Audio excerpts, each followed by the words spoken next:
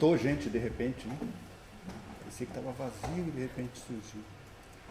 Quando eu recebi o convite do Meirelles, eu fiquei muito contente.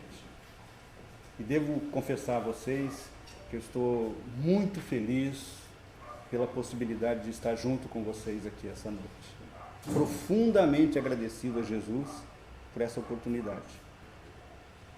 E acredito que todos nós devamos estar agradecidos a Jesus e aos benfeitores espirituais que prepararam esse ambiente previamente, especificamente para nos receber, a cada um de nós, para essa nossa reunião de trabalho. Eu costumo enfatizar que essas reuniões nossas são reuniões de trabalho, porque em se tratando de doutrina espírita, não existe uma reunião de espíritas que prescreva a inutilidade, a ociosidade, a inatividade. Então, nós vamos demonstrar a nossa gratidão a Jesus e aos bons espíritos se nós transformarmos esses próximos 50 minutos efetivamente numa reunião de trabalho espírita. Vamos fazer todo o esforço possível dentro das nossas condições individuais para elevarmos o nosso padrão vibratório e unirmos o nosso pensamento elevado para a gente poder criar uma atmosfera psíquica que seja possível os bons espíritos trabalharem.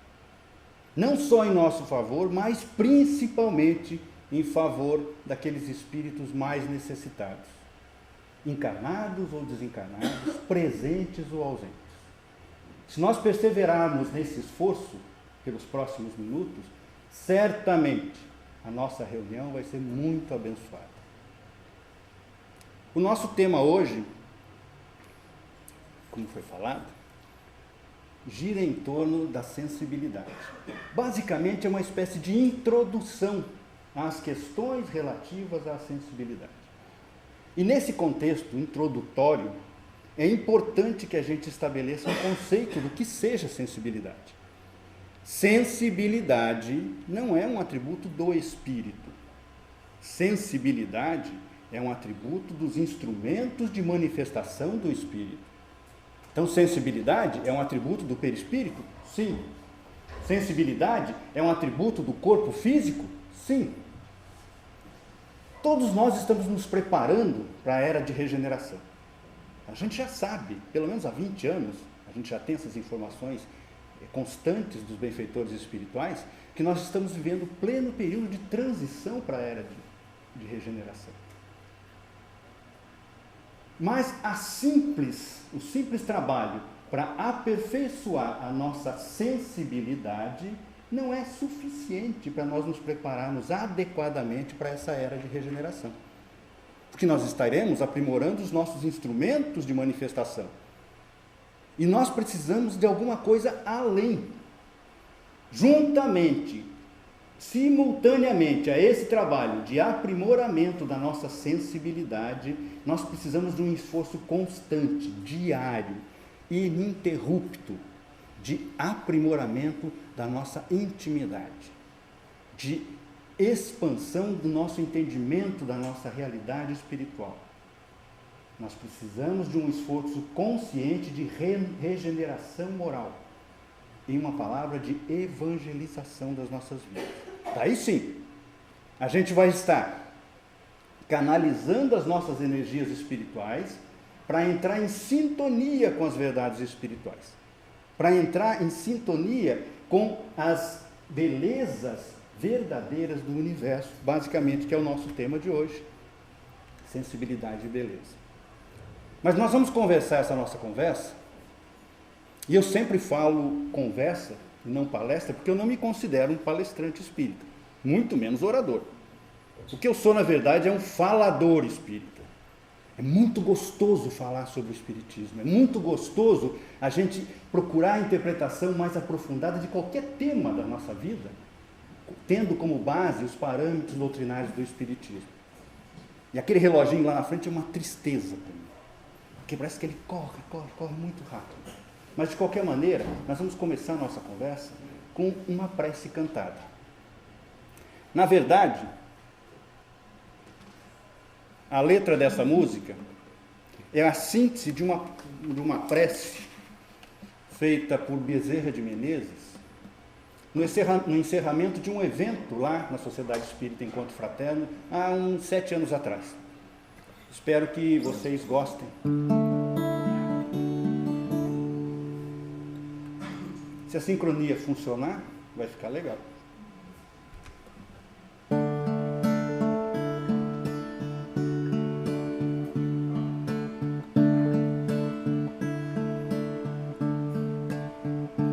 Vinde a nós, suave sol de nossas vidas,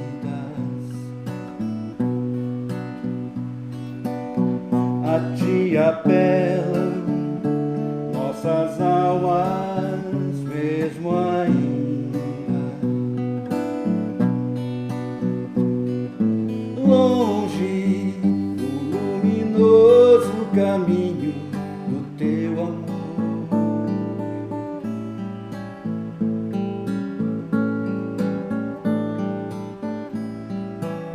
Senhor Jesus, vinde, ó Senhor, mais uma vez, dissipar o ciúme e os desencontros que insistem em imperar em nossos grupos de ação.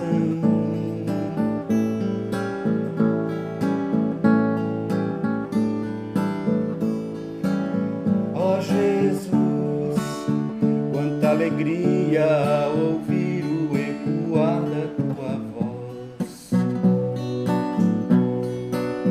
pela doutrina dos espíritos que amamos e queremos defender. Mas nossas mentes personalistas podem prejudicar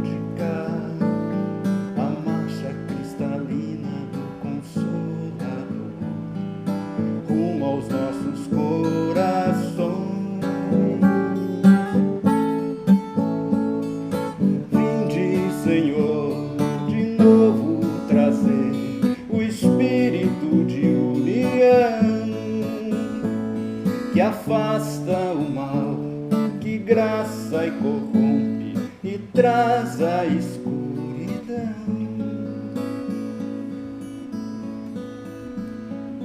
Vinde, Senhor, de novo trazer o espírito de união.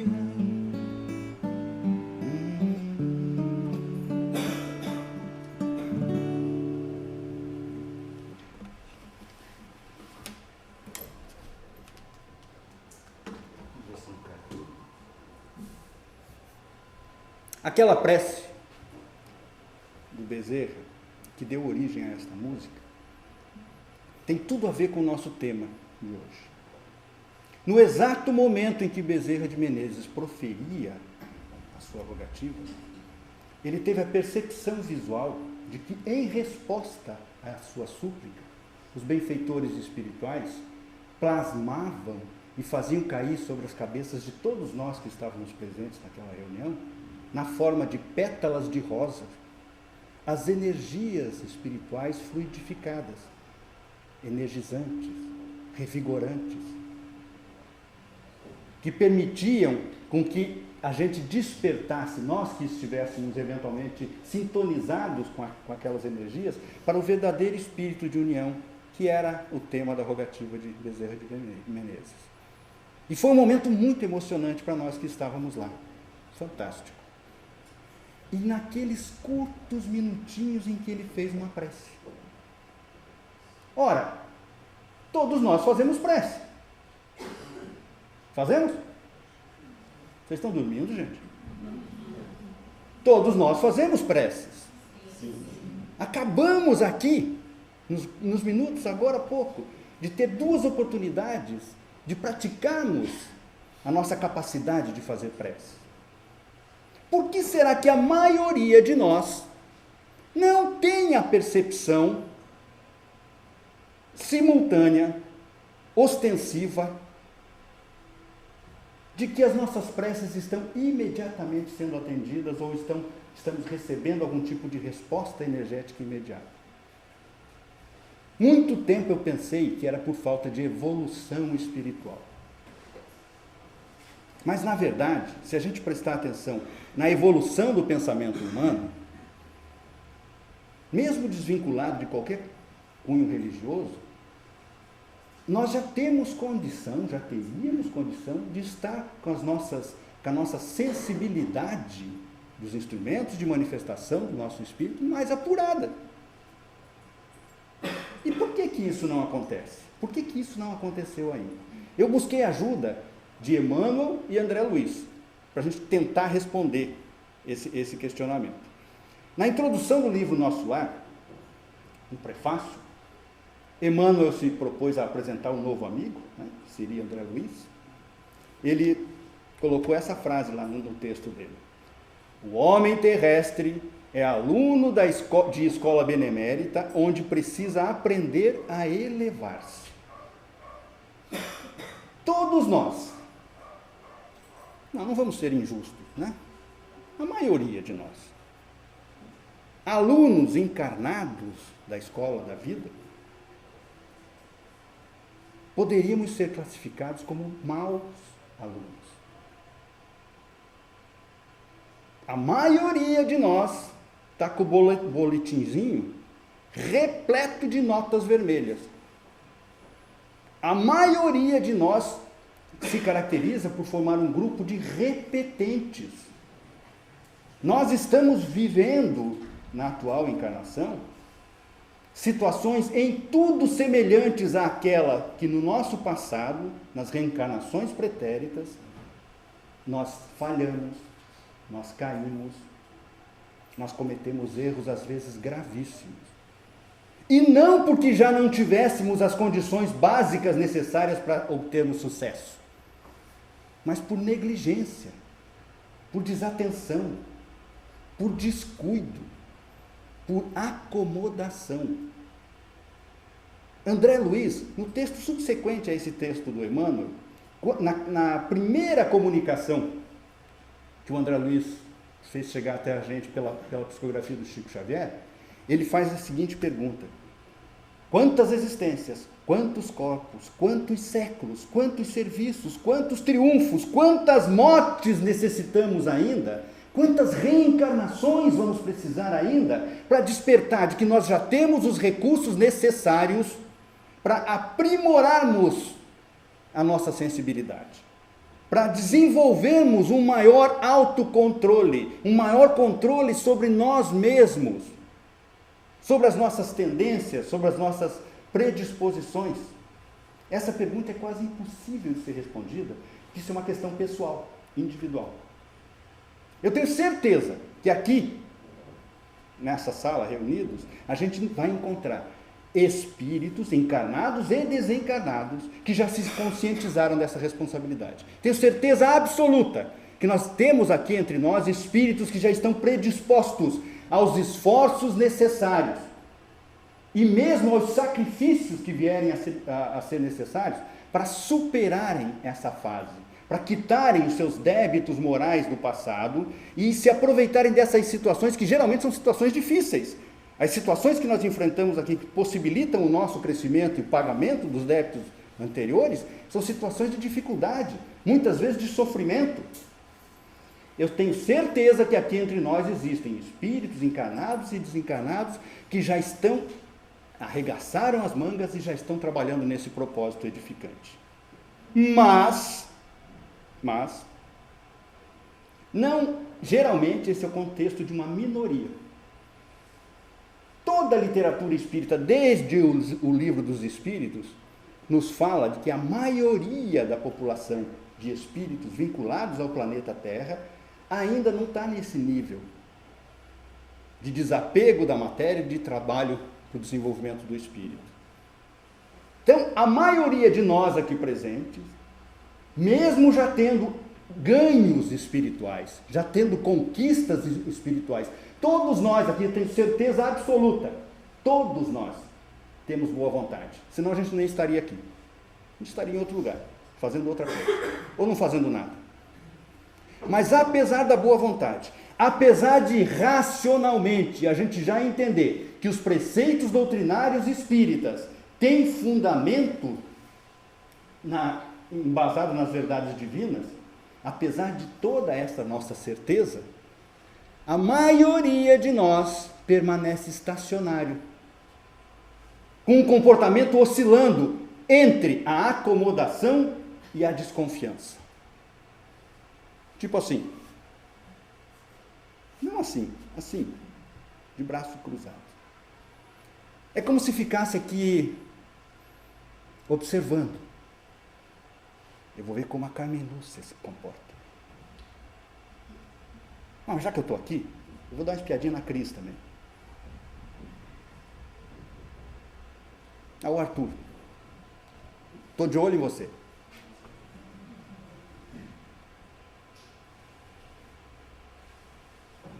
Se funcionar com eles, daí eu descruzo os braços e vou começar esse processo de autorregeneração. Eu já escutei frases terríveis nesses 35 anos. E de gente com bagagem cultural que poderia estar pensando mais antes de falar. Do tipo, essa encarnação eu só vou aprender e começo a praticar na próxima. Se é assim que as pessoas aqui se comportam, eu não posso dizer, é óbvio que eu estou falando isso em tom de brincadeira. Mas o que é verdade é que a maioria de nós, em se tratando das verdades espirituais, nos comportamos de forma muito semelhante aos analfabetos funcionais. Sabe o que é analfabeto funcional? Sabe? Não? Eu vou contar de qualquer jeito, mesmo que tu saiba. Analfabeto funcional é aquela pessoa que a gente não pode qualificar, rotular oficialmente como analfabeta. Porque ela frequentou a escola, ela recebeu a instrução básica, né? Se alfabetizou, sabe ler e escrever, mas ficou ali, no beabá. Então, essa pessoa, quando se defronta com um texto em que ela precise fazer uma reflexão mais profunda, em que ela precise aprofundar o entendimento, pelo fato dela não ter a vivência da leitura, por ela não ter a prática da leitura, ela fica com cara de pastel. Sempre que o texto for além da superficialidade, da frivolidade, das situações corriqueiras do dia a dia. Em se tratando das verdades espirituais, a maioria de nós, nos comportamos como analfabetos funcionais. E é o que André Luiz nos fala na sequência desse mesmo texto. Por toda parte, os cultos em doutrina e os analfabetos do espírito. Não basta, gente, a gente conhecer a teoria doutrinária espírita, que é muito legal. Tem gente que conhece, de ponta a ponta. Número de questão do Livro dos Espíritos, como é que foi a pergunta, como é que foi a resposta. Pega o Evangelho, ele sabe o capítulo, o versículo, quem falou e como falou. Este conhecimento teórico é importante? É. Mas isso não quer dizer que a pessoa está introjetando esse conhecimento. Está transformando essa instrução em renovação íntima. É importantíssimo que a gente esteja frequentemente avaliando a quantas anda o nosso progresso intelectual e moral. Nos últimos 10 anos eu estou frequentando Fé, Cristo e Caridade. São 10 anos de evolução, de progresso intelectual e moral? Ou você viveu o mesmo ano 10 anos, 10 vezes seguido? A gente tem que se questionar a esse respeito. E por que isso acontece? Por que apesar de toda essa instrução que a doutrina espírita nos favorece, a gente continua sendo analfabetos espirituais, como falou André Luiz? Porque a maioria de nós, lá fora, prioriza os anseios, os desejos, os esforços, A gente gasta um tempão, a gente gasta uma energia tremenda na busca de conquistas meramente materiais, em detrimento das conquistas espirituais. Então não vão se perder. A gente quer desenvolver a nossa sensibilidade para nos prepararmos adequadamente para a era de regeneração. A gente precisa, junto com esse processo de sensibilidade, desenvolvimento da sensibilidade, da nossa evangelização. Para que esses dois processos se desenvolvam, a gente precisa urgentemente romper os grilhões que nos prendem ao materialismo exacerbado. Note que não é ser contra a matéria. Nós precisamos da matéria, nós estamos encarnados, nós estamos ainda presos aos ciclos de reencarnações corpóreas. Então nós precisamos da matéria. É entender e dar o devido valor à matéria. Joana de Ângeles nos fala que a liberdade começa no pensamento como forma de aspiração do bom, do belo, do ideal, que são tudo quanto fomenta a vida e a sustenta. Eu estou sem óculos para ler, tá joia. E alguém já deve ter ficado alegrinho aí. Ah, então eu estou no caminho da regeneração. Porque eu só desejo o bom e o belo. Cuidado com o analfabetismo funcional. Meirelles, tu conhece alguém que quando está projetando o futuro da sua encarnação, aqui da vida, os próximos 5, 10 anos, peça para Deus assim, eu desejo tudo de ruim e de feio. Não. Eu sou do tempo ainda que as meninas ficavam esperando o príncipe encantado. Sonhando. Tinha umas que até faziam, como é que fala? Poesia, tinha aqueles livrinhos, né? Eu não sei como é que estão as coisas hoje. Mas vocês imaginam uma menina esperando o príncipe encantado, voltando os olhinhos para Deus e falando assim, Senhor, que meu príncipe seja o mais malvado e o mais feioso possível. É claro que não. Então a questão não é que a gente vai se libertar da matéria porque a gente deseja o bom e o belo. A gente vai se libertar da matéria dependendo das referências que nós temos para considerar o que seja bom e belo. Alguns anos atrás, Alberto Almeida esteve aqui em Blumenau e ministrou um seminário a respeito da necessidade do auto-amor. E ele falava que a maioria das pessoas vive da porta para fora da sua própria residência, da sua própria casa espiritual. Por sermos essencialmente materialistas ainda, a gente vive em função das necessidades mundanas. Se a gente quiser mudar o nosso conceito de bom e de belo, a gente tem que começar adentrando a nossa própria casa espiritual. E é o mesmo conselho que a Joana de Ângeles, nesse mesmo livro, onde eu tirei essa frase, ela nos diz, o grande desafio contemporâneo para o homem é o seu autodescobrimento. Este mergulho na tua intimidade, na tua individualidade espiritual, vai te permitir identificar uma diferença básica. Por exemplo, entre crença e fé. A maioria das pessoas que se diz espírita tem a crença espírita.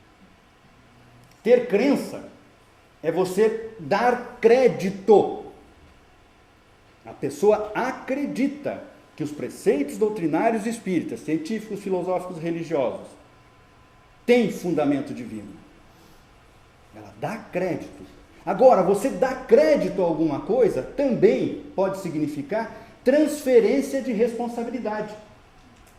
A pessoa acredita que o espiritismo vai reformar a humanidade, que o espiritismo vai regenerar moralmente as pessoas, os espíritos. E continua lá, de bracinho cruzado. Está de bracinho cruzado. Assim que o espiritismo regenerar a humanidade, eu descruzo os braços e apareço na fotografia daí. Né? Agora, a pessoa que está entrando na sua intimidade, que está fazendo um esforço para se autodescobrir, vai, neste mergulho, identificar os seus anseios, os seus verdadeiros desejos, as suas reais necessidades. E vai perceber que eles podem sintonizar perfeitamente com os preceitos doutrinários espíritas. Essa motivação é suficiente para gerar convicção. E é a diferença entre ter crença e ter fé. A convicção vai dizer para você, eu estou no lugar certo, eu estou com as pessoas que eu preciso estar para continuar crescendo, eu estou desenvolvendo as atividades que são propícias, que são os instrumentos à minha mão para aprimorar as minhas condições individuais. Vai fazer com que você busque esclarecer a sua fé, porque você tem certeza do que você está fazendo. E a doutrina espírita oferece a fé esclarecida, a fé inabalável que Allan Kardec falava. É importantíssimo, se a gente pretende fugir das malhas do materialismo, que a gente identifique a nossa verdadeira realidade emocional, a nossa verdadeira identidade espiritual. Cada um de nós traz gravado no perispírito. Um pouquinho antes da gente reencarnar, a gente se reuniu lá no plano espiritual com os benfeitores espirituais que organizam, que nos ajudam no processo de evolução. Com a nossa anuência, nós participando diretamente da escolha, com o auxílio e orientação dos benfeitores espirituais, com a intercessão deles, dos benfeitores espirituais, nós conseguimos essa vida maravilhosa que nós temos hoje. Com as oportunidades maravilhosas que nós temos hoje. Mas esta vida corpórea traz um roteiro básico de tarefas essenciais para assegurar o nosso progresso espiritual. Como André Luiz se refere no livro Sexo e Destino, psicografado pelo Chico Xavier e pelo Valdo Vieira, cada um de nós traz esse roteiro básico de tarefas essenciais. Nesse roteiro básico, nós vamos encontrar as aspirações legítimas do nosso espírito para esta vida corpórea. E sem você mergulhar na intimidade psíquica sua, sem você mergulhar na sua identidade verdadeira espiritual, você não vai tomar conhecimento de quais são as aspirações legítimas do teu espírito para essa encarnação. Quando a gente começa esse processo de autoconhecimento, a gente vai ver que nessa lista de aspirações legítimas, durante a nossa vidinha, 30, 40, 50 anos, 55, eu estou com 55, 54, vai fazer o quê?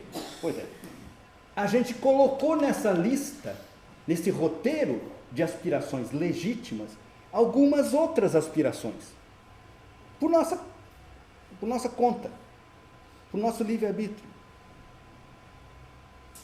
E frequentemente, essas aspirações, se não podem ser chamadas de ilegítimas, lembra da orientação do Paulo Apóstolo? Tudo me é lícito. Lembra dessa frase? Mas nem tudo me convém.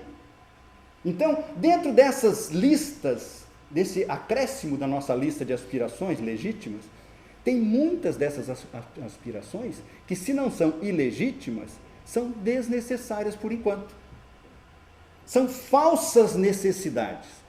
As pessoinhas que estão mais próximas dos cinquentinha, como o velhinho que vos fala, podem saber quanto tempo a gente perde na vida na busca de necessidades, de falsas necessidades, de hipotéticas necessidades. Na hora que tu está correndo atrás daquilo, daquela conquista, jura de pé junto que é prioridade para a sua sobrevivência, para a sua realização. E de repente tu conquista aquilo que correu atrás. 10, 15, 20, 30 anos. E daí fica aquele elefante branco na mão. E chega à conclusão que não era tão importante. Que poderia ser adiada essa conquista, que existia necessidades prioritárias para serem conquistadas antes daquilo. Agora, nessa lista de aspirações desnecessárias, nós vamos encontrar também muitas coisas que não fomos nós que colocamos, que foram colocadas ali pelas outras pessoas, não por ela, pelas outras. São necessidades que podem eventualmente ser adiadas, anseios, que podem ser adiados da conquista, porque são necessidades das outras pessoas. foram às vezes colocadas e muitas vezes impostas pela família, pelos amigos, pela sociedade, pela mídia. O que os modismos impõem de falsas necessidades no nosso dia a dia é brincadeira. Agora, sem você se autoconhecer, sem saber as legítimas aspirações do teu espírito para esta encarnação, como é que você vai discernir o que é falsa necessidade e o que é legítima necessidade? Fica difícil. Conhecendo o seu roteiro de necessidades básicas para a encarnação, você pode determinar o seu comportamento no dia a dia. Mais do que isso, você vai ter condição de determinar a sua reação diante de qualquer acontecimento do seu dia a dia. Então, meus amigos, sensibilidade vai muito além da gente desenvolver a percepção de se tem espírito desencarnado ou não perto da gente. E tem. Nós estamos cheios, né? A gente convive o tempo todo. E a doutrina espírita nos ajuda a desenvolver a sensibilidade, a dar esse mergulho na nossa intimidade espiritual? É claro que sim. O Allan Kardec, na introdução de O Livro dos Espíritos, já nos diz: todas as pessoas, todas, sem exceção, que estejam atrás de respostas sérias, podem encontrá-las na doutrina espírita. Mas tem que se sujeitar a duas condições básicas. Primeiro, resposta séria pressupõe a necessidade de um estudo sério, de um estudo metódico, perseverante, de longo curso. Não existe resposta pronta. A doutrina espírita não vai te dar as respostas prontas, vai te dar os recursos para que tu encontre as tuas respostas. E a segunda condição é que esse estudo parta do conhecido, do teu universo conhecido, não é do meu universo conhecido. Você tem que se conhecer, você tem que buscar esse conhecimento íntimo teu para saber da onde você vai partir para expandir o teu conhecimento. Quando Allan Kardec perguntou aos espíritos, na questão 919 do Livro dos Espíritos, a respeito disso, qual o meio mais eficaz para melhorarmos nesta vida e resistirmos às solicitações do mal? A resposta foi categórica. Um sábio da antiguidade vos disse: conhece-te a ti mesmo. Conhece-te a ti mesmo. Para de viver de aparência. Para de fazer caras e bocas para satisfazer a sociedade. Olha para dentro de ti, conhece a tua própria realidade emocional, a tua própria realidade espiritual, para saber da onde você vai partir do estudo e as tuas possibilidades de expandir esse estudo. Só assim você vai sair do conhecido para o desconhecido. E qual que é o universo nosso conhecido? Basicão aqui. Nós somos espíritos imortais. Todo mundo concorda com isso? Não, eu não concordo. Então vai ter que começar mais atrás no estudo. Nós somos todos espiritualistas. Nós somos espíritos imortais. Nós temos o perispírito e o corpo físico, que são instrumentos de manifestação desse espírito imortal. Então nós precisamos saber como é que funciona o nosso perispírito, saber como funciona o nosso corpo físico. As pessoas querem entender do espírito e não sabem nem como funciona o seu próprio corpo. Quantas vezes você já discutiu quando a tua vontade íntima é de ser mais pacífico? Quantas vezes você já foi levado a se desequilibrar pelas situações exteriores, quando a sua vontade íntima era se manter equilibrado, calmo, sereno, sensato? Por que que o meu corpo continua teimando comigo, respondendo de forma negativa à ação da minha vontade? A gente tem que aprender como é que o corpo funciona. A gente tem que aprender sobre as realidades nossas da encarnação. Como é que se processa esse movimento de reencarnação, o vai e volta do espírito para o mundo material? Jesus já tinha nos alertado sobre essa necessidade. Está lá no Evangelho, quando ele deu um puxão de orelha básico no Nicodemos. Lembra? Ele estava falando sobre reencarnação com o velhinho lá, o fariseu, doutor da lei, né? E falou sobre a reencarnação e o velhinho com cara de pastel. Não entendia nada. Daí Jesus virou para ele e falou assim: se tu não me credes quando eu vos falo das coisas da terra, como me crereis quando eu vos falo das coisas do céu? Se nós não entendermos o universo próximo da nossa realidade atual, é fingimento, é perda de tempo tentar entender alguma coisa além disso. A lei divina distingue invariavelmente a virtude e o crime, o trabalho e a ociosidade, a verdade e a simulação, a boa vontade e a indiferença. Esse textinho, essa frase, está na introdução do livro No Mundo Maior, de autoria de André Luiz. Esse processo de autodescobrimento tem que ser sincero. Esse processo de autodescobrimento tem que ser livre de dissimulação, de sofisma. Sabe o que é sofisma? Sofisma são aquelas mentiras que a gente conta para a gente mesmo e acaba acreditando. A maior sinceridade possível. Nós passamos 2/3 do nosso dia, do nosso tempo. Tem gente que dorme mais de 8 horas, não é?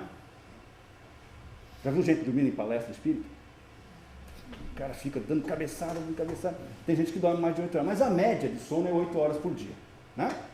Então a gente passa 2/3 do nosso tempo no estado de vigília, conscientes, aprisionados no corpo físico, por assim dizer. Sujeitos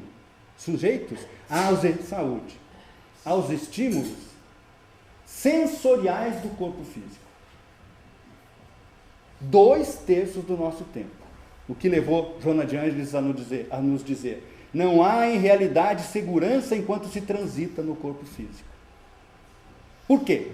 Se nós levarmos em consideração que a maioria das nossas motivações lá fora são conquistas de bens essencialmente materiais, e a gente passa 2/3 do nosso tempo sendo estimulados a satisfazer as necessidades fisiológicas do corpo, existe grande risco da gente se deixar arrastar pela inutilidade agradável.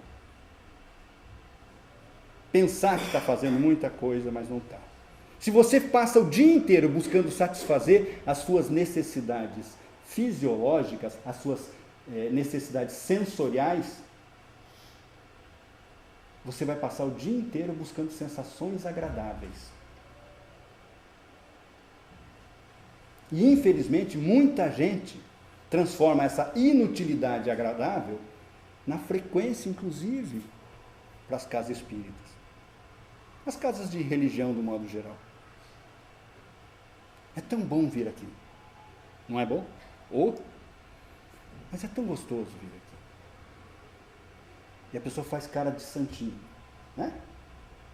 É tão fácil fazer cara de bonzinho dentro da casa espírita. Todo mundo te recebe afavelmente. A afetividade aflora. A fraternidade legítima. Você é bem recebido. Todo mundo com cara de...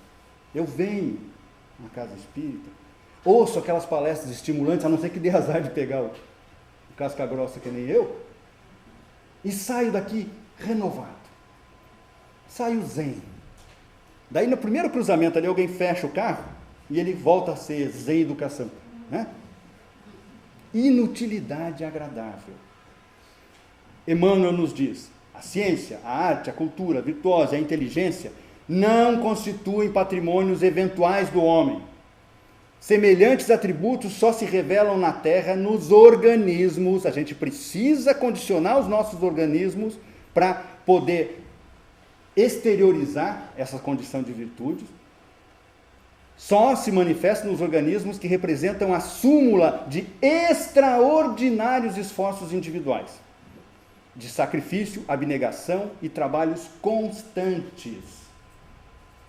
Fazer o beabá da satisfação dos órgãos do corpo, dos órgãos sensoriais do corpo, não vai levar a nada. A gente vai continuar preso ao círculo vicioso de reencarnações, de prova e expiação. Os recursos que cada um de nós tem são suficientes para a gente dar um passo além, para a gente fazer alguma coisa a mais, para a gente fazer esforços extraordinários, além do ordinário, além do comum. E esses esforços são individuais. Todos os seres, portanto, trabalham isoladamente na aquisição dessas qualidades, de acordo com as suas vocações naturais dentro das lutas planetárias. Esses nossos esforços só serão efetivos para o nosso crescimento espiritual se objetivarem o bem geral, o bem da comunidade, o bem do grupo de espíritos que está ligado à tua vida encarnada aqui, os espíritos encarnados e desencarnados. Todo espírita tem que se esforçar para esmiuçar os textos que está lendo. Tu não conseguir esmiuçar? Chama a Carmen Lúcia. Vem cá, me ajuda. Pega a pessoa que tem um pouquinho mais de experiência. A gente tem que perder a vergonha nessas horas. A gente perturba tantas outras pessoas, né? Com coisas que são menos importantes. Pega os textos espíritas, senta e vê o que você não entendeu, ou o que passou despercebido.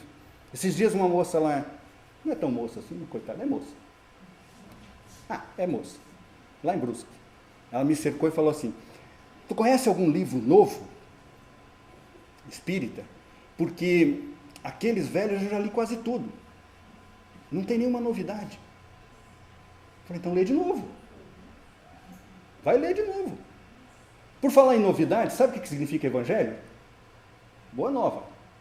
A novidade de Jesus tem 2000 anos aí, a gente não saiu da superfície ainda.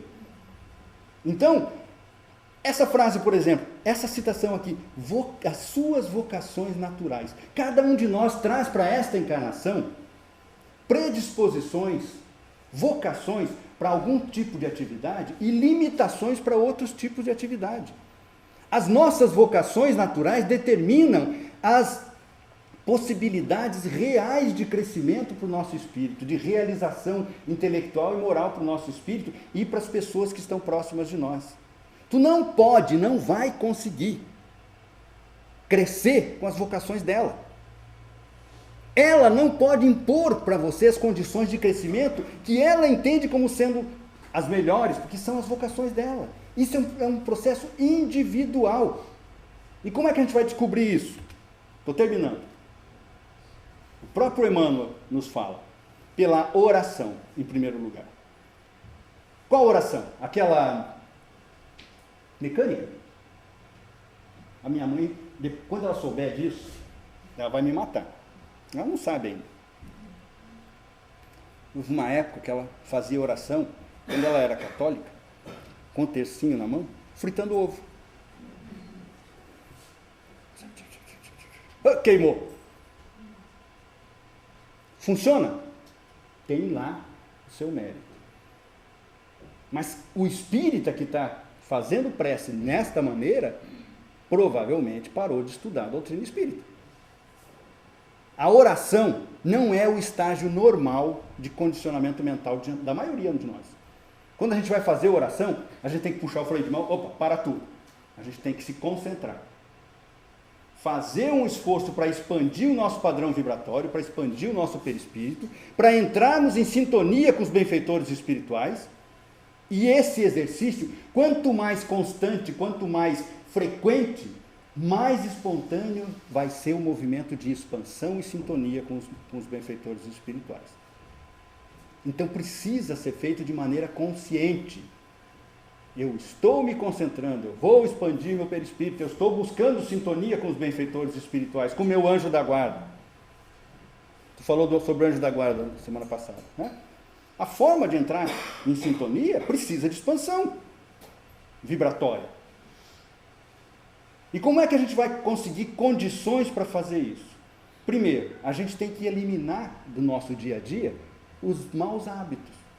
E aí entra a segunda parte aqui, as disciplinas retificadoras. Sabe o que é abstinência?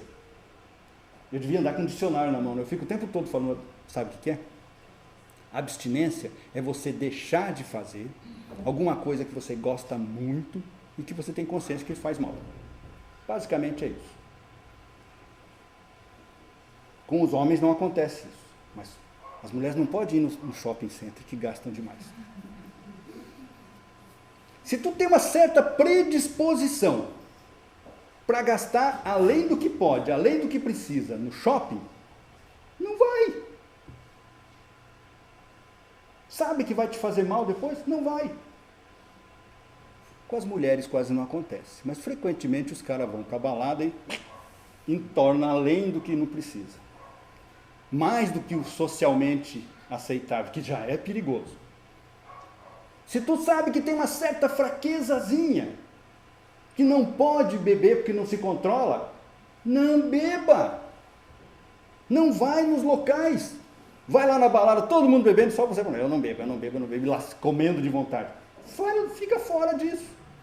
Tem gente que transa com tudo que se mexe na frente dele.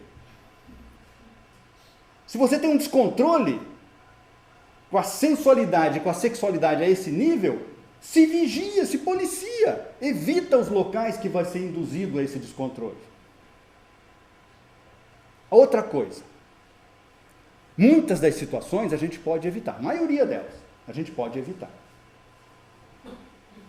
Agora existem aquelas que nos são impostas, ou por provação, ou por expiação. E são aquelas situações em que pedem que a gente tenha uma resistência ao mal. Resista, não ceda, aguente. O tempo que você vai ter que suportar é bem menor do que o tempo das consequências negativas se você soltar a franga. Agora existe um remédio que facilita o desenvolvimento dessa resistência íntima nossa. Se vocês pegarem o Evangelho segundo o Espiritismo, lá no capítulo 15, tem a definição de amor-doação, a definição de caridade pelo apóstolo Paulo.